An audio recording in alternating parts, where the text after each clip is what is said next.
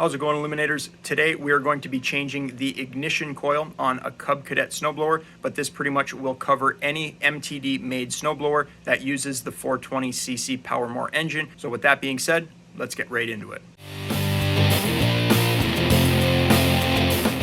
So in the shop today we have a Cub Cadet 26-inch 3-stage snowblower with a PowerMore 420cc engine. And unfortunately, my customer had either a squirrel or some mice go in and completely chew the spark plug wire. What an absolute mess they made. Now, before we start disassembling the engine to get at the ignition coil, which is going to be underneath this flywheel cover here, you'll need to know the part number so you can order the part. To do that, you'll want to come down to where the model number sticker is on the access panel, and the model number's on the left there. And you'll want to run the model number into Google. Now, once you run that model number into Google, you should be able to pull up Cub Cadet's official website. I'm here in Canada, so it'll be cubcadet.ca, and you'll want to click on the manuals tab under the snowblower icon there. Then you can scroll down, and what you'll be looking for is either the owner's manual or a separate illustrated parts listing, or you can download the engine owner's manual circled in green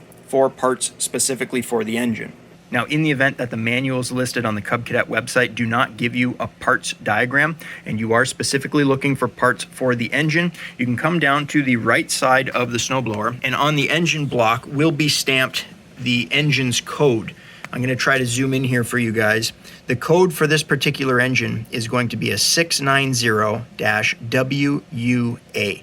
So going back to Google, searching the 690-WUA, we can see that there is going to be a parts tree website that we can go to. Then once you get to the general assembly, you can go down, select the ignition module, click on that, and they'll give you the part number that you need, which I now have in front of me, and I've ordered it directly from MTD. So the part number is going to be a 951-15478, and this is what you get: the ignition module and the high tension lead with the shielded spark plug cap there. Again, we're going to have to remove the flywheel cover to access the ignition module. And to remove this cover here, we are going to need to remove the plastic carburetor cover. So I have a 10mm socket on my Milwaukee Impact, and I also have a ratcheting 10mm wrench there because there's going to be a bolt on this side that's hard to get at. Now, the first thing we're going to do is remove these two bolts there. Some of these bolts are going to be shorter and others are going to be longer, so you're going to want to keep an eye on which ones go where. And I would highly recommend a magnetic parts tray just to keep all of the bolts in order. Next up is going to be the plastic choke knob. In order to remove this cover, we're going to have to remove that. Just simply grab a hold of it and pull straight up. It should pop right out. It just snaps right in there. Once you have those 3 bolts removed, there's going to be another 2 here and here, and we can remove them now. Now that we have all of the bolts removed from the plastic cover, here's where it can get a little tricky. There is going to be your throttle control, and you can see that the throttle control plastic knob here, the red piece, is bigger than the slot. Now, some of the covers will have a raised section. You're just going to have to line that up and you can pull the cover straight back. However, some of them don't have that.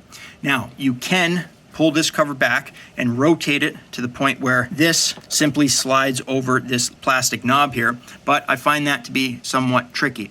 So I do have a video on how to remove these. It is quite simple. It helps by spraying a little bit of lubricant in there, but basically I wrap this with a shop towel or a cloth and then grab a hold of it with pliers and pull it straight off. I can link that video in the top right of the screen if you'd like to watch it, as well as put a link in the description down below.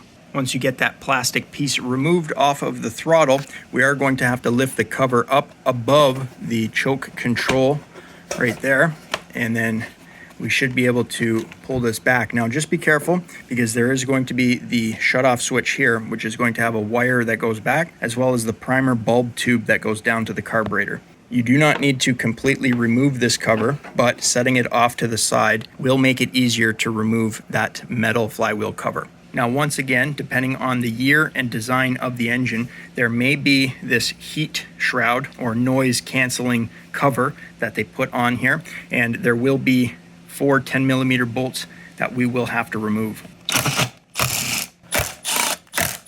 Once you have the bolts out, simply pull down and out, and we should be able to remove that, which will give us access at the bolts to remove the flywheel cover there. So with all of the plastic removed, we can now start on removing the metal flywheel cover. There are going to be 5 bolts we're going to have to remove, all 10 millimeter. So I'll try to take you through them. There is going to be one on the top right. There is going to be one on the bottom right. There is going to be one on the bottom left there. There is going to be one on the mid left there. And then there is going to be one on the top left there. I also quickly wanted to point out that one of the clips fell off of the bottom of the fuel tank. That's where that plastic cover hooks to. We can just put that off to the side now. And there's also going to be a little plastic tab that holds the fuel line to the metal cover. Simply pop that loose from the cover. Now, removing the metal flywheel cover without removing the recoil pull start from it may be a little difficult. This may interfere. So by removing this, we'll be able to pull this metal cover back a little bit farther. Removing this recoil cover is fairly simple. You're going to need an 8mm socket, and there's usually 3 bolts, and you can pull that right off. And quickly, before we remove that cover, sometimes MTD uses either the bottom right or the top right bolt to install a ground wire. So there's going to be a little connector with a wire going under that bolt. Just look out for that if you are removing those bolts, because when you go to reinstall this cover, you'll want to reconnect that ground wire. With the 10 mil, we can now remove the cover. We are going to want to lift the bottom out and then pull the top left out, because you do have the throttle cable going back. I'll get a shot from the other side. So you guys can see the metal flywheel cover goes under the throttle cable and the fuel line there. And it almost looks like you have to remove the carburetor to get that corner out, but I'm gonna show you a trick. So if we come down to the bottom right here, you're gonna wanna lift up on the bottom and bring it over this bracket.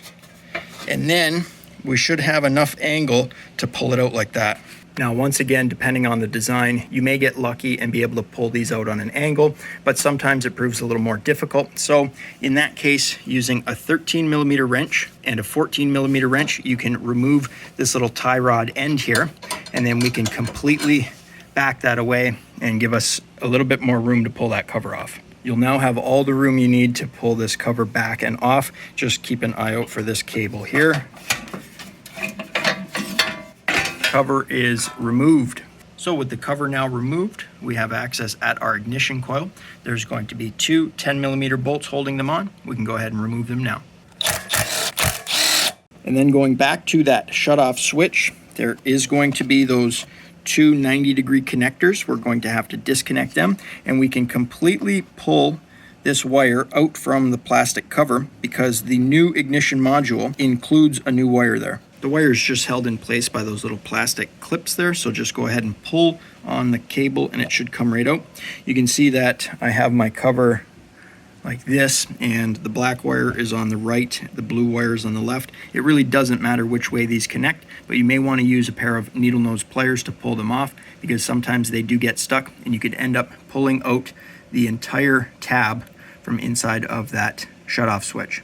Also, take note of how this is hooked up. We have the shutoff wires on the bottom, and we have the high tension lead up above when routing through the plastic heat spacer for the carburetor. They have those little tabs that keep all the wires organized there. So now that you have that removed, there is still going to be that little white clip that we're going to have to remove, and that's going to be the trickiest one to remove, because Cub Cadet doesn't really give you a lot of cable there.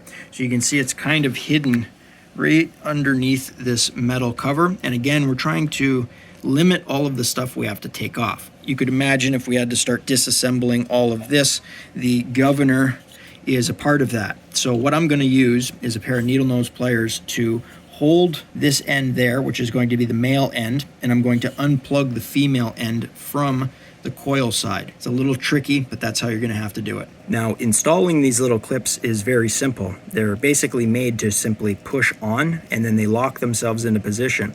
Removing them is more difficult, because it doesn't matter how hard you pull.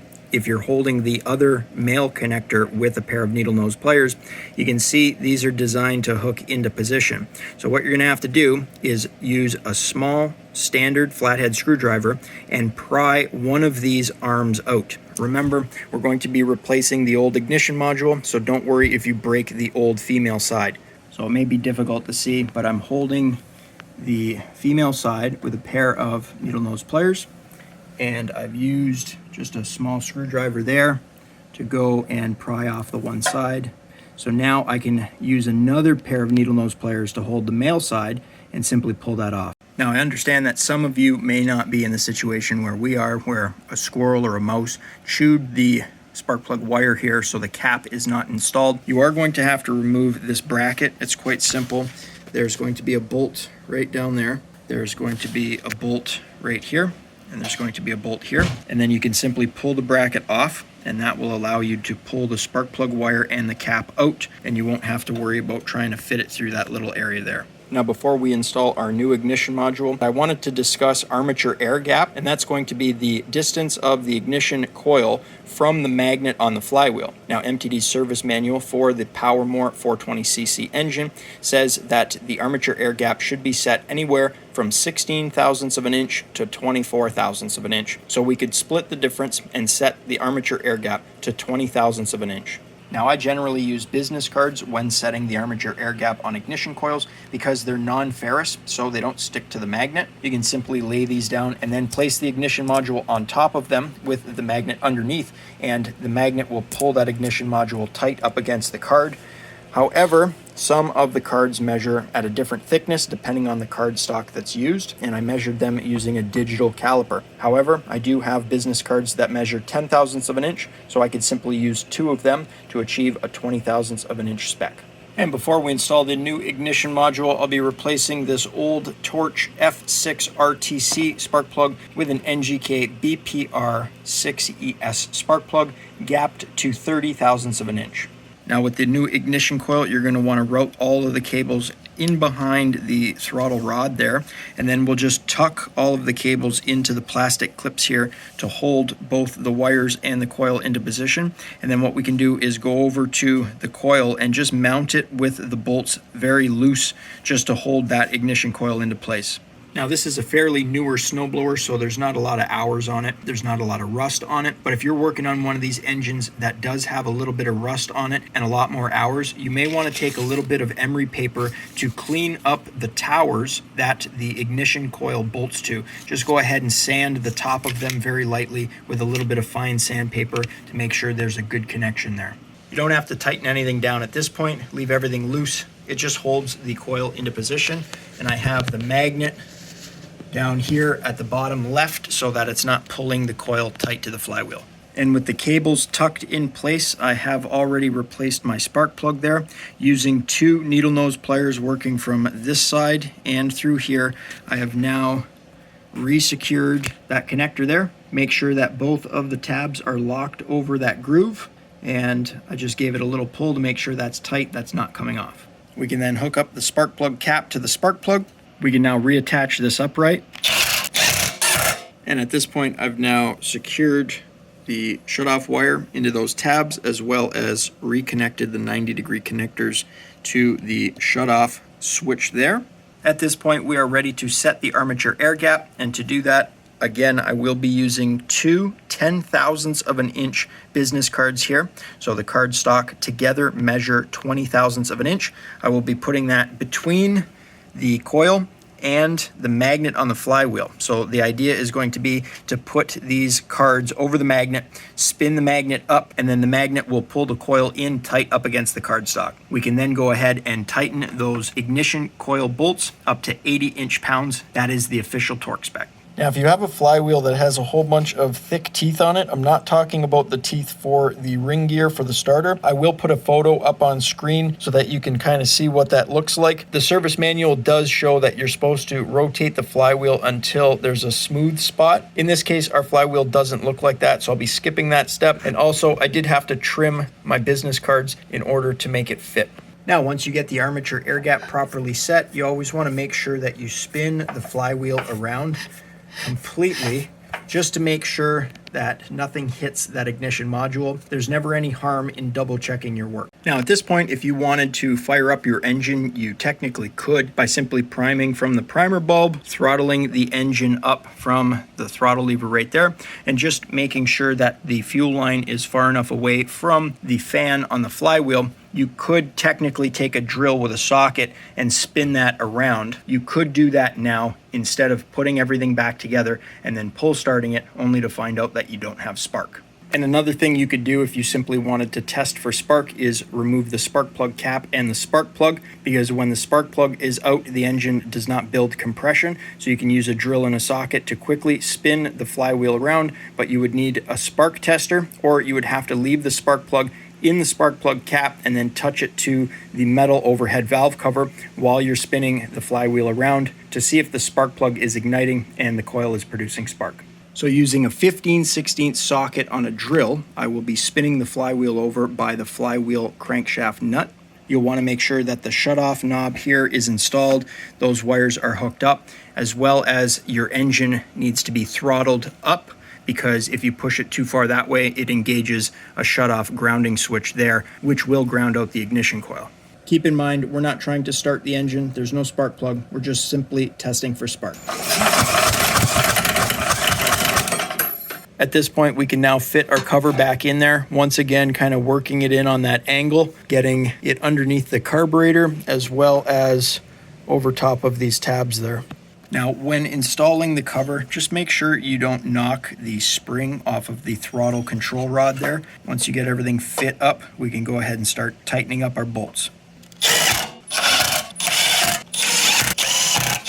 Once you got the cover tightened up, go ahead and reattach your fuel line clip there and reattach the recoil pull start cover. And with that one clip that fell, we can now reattach our cover here with the 4 10mm bolts. And lastly, we can fit this cover back into position. You are going to have to kind of wiggle it into place. Now, in order to line up that plastic choke lever there, sometimes I find it easier to stick my hand into the back and push it forward with my fingers to line it up with a hole. And then once you can kind of drop that into place, this whole panel seems to just fit in nicely. So take your choke knob and simply push down until you hear the click.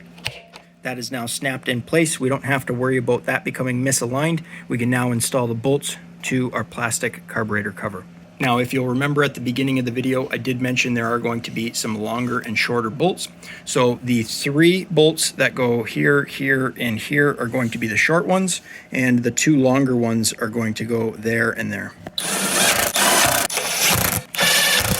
The 10mm ratcheting wrench really comes in handy for this one. Now, if you did watch the video on how I remove and reinstall these little throttle control lever handles, I do recommend a little bit of white lithium grease, basically any kind of lubricant, sprayed into the inside of this. It'll still be held in place by the little tab that locks itself into that cutout there. So you don't have to worry about it falling off due to a little bit of lubricant. But as I mentioned, it'll make removal in the future so much easier. You don't need a whole lot. So there's 2 little slots on the bottom. You're gonna line them up like that with the groove cut out to the top, and we can line this up here. You might need to use your palm to push in until you hear it snap into position. There it is. And lastly, we will reconnect our shift control lever there using our 13 and 14mm wrenches. So there you have it, guys, how to replace an ignition coil on a Cub Cadet snowblower with a PowerMore 420cc engine. I'm not sure if this thing even runs, but we can bring it outside and see if it'll fire up.